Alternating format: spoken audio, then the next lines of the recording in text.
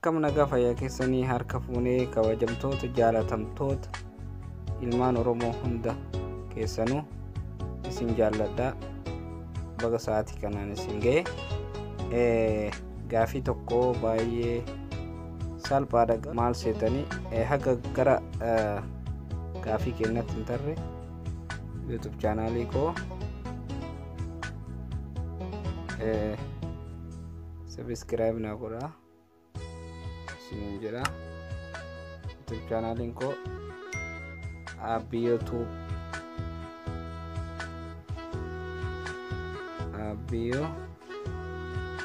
Tube jedha. Isa kana jechuudha. Subscribe na gochuu hin irraanfatina, like share gochuu hin irraanfatina.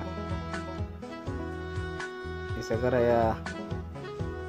FB kootiin ammoo FB koo mucaa Abiyyo jettanii follow na gochuu hin irraanfatina isiniin jedha.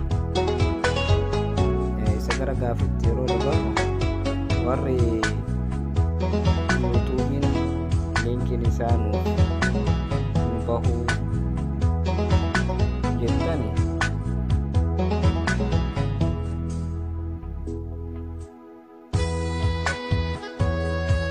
isa kana YouTubein linkiin isaa kana YouTube kanarratti sekondii takkaaf gadi dhoofta.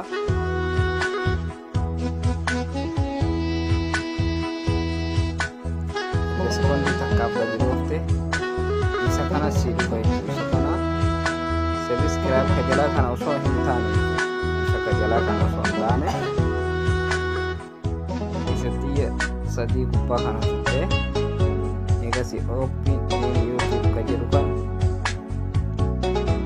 isan tuttaa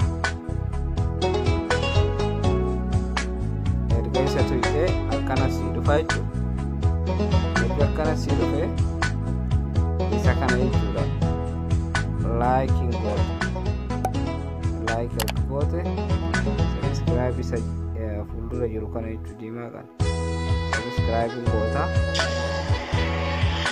Achi booda ammoo isa subscribe dura kana takka bilbilaa kana YouTube jechuudha. Achi booda dhumatee jira jechuudha.